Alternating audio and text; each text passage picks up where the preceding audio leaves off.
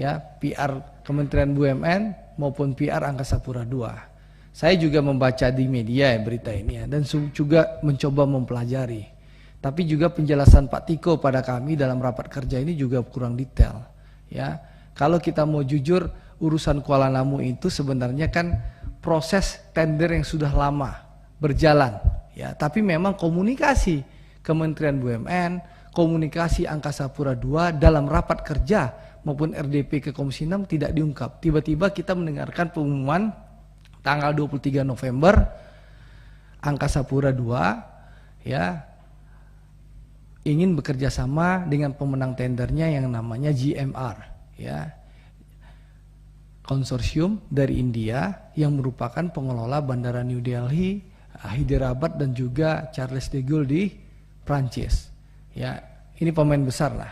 Nah, di mana kita mendengar bahwasanya ternyata Angkasa Pura II membuat joint venture GV ya dengan GMR itu di Angkasa Pura Aviasi, di mana sahamnya Angkasa Pura II itu 51%, lalu GMR ini 49%. Tadi juga Pak Tiko tidak menjelaskan juga ke kita secara detail bagaimana ada kewajiban setelah nanti ya investasi kerjasama ditandatangani, kemungkinan besar yang saya dengar informasi juga, nanti tolong dijelaskan secara detail kita, 23 Desember nanti tanda tangan, pihak GMR itu akan memberikan yang namanya upfront payment kepada kita 1,58 triliun, di mana uang 1,58 triliun itu bisa dipergunakan oleh AP2 untuk melakukan pembangunan bandara baru atau revitalisasi bandara-bandara yang sudah existing. Misalnya bandaranya Pak Martin Manurung di Silangit itu yang sudah berkali-kali minta anggaran tambahan runway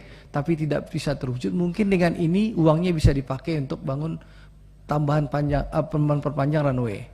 Nah, lalu apalagi itu juga nggak disampaikan bahwa kewajiban GMR itu berinvestasi 56 triliun selama 25 tahun.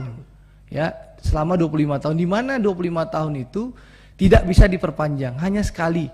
Ya, 25 tahun harus dikembalikan negara dan tidak bisa diperpanjang. Dan juga tidak dijelaskan juga ke kita semua tadi oleh Pak Tiko bahwa dalam 3 tahun pertama GMR ini wajib ya mempersiapkan anggaran capex 3 triliun ya, 3 triliun untuk membangun infrastruktur Bandara Kuala Namu, di mana runway-nya ditambah dari 1 jadi 2. Lalu kapasitas gedungnya ditambah. Dulu sekarang 10 juta penumpang. Lalu akan ditambah karena memang sudah over capacity.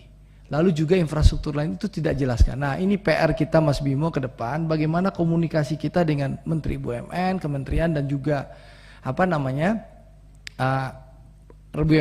sebelum melakukan aksi-aksi korporasi, infokan ke kita supaya kita bisa saling support dan juga menepis isu bahwa adanya pengalihan aset, menepis isu adanya penjualan aset. Nah, padahal 100% sekali lagi ya, Bandara Kuala Namu ini masih dikuasai oleh AP2.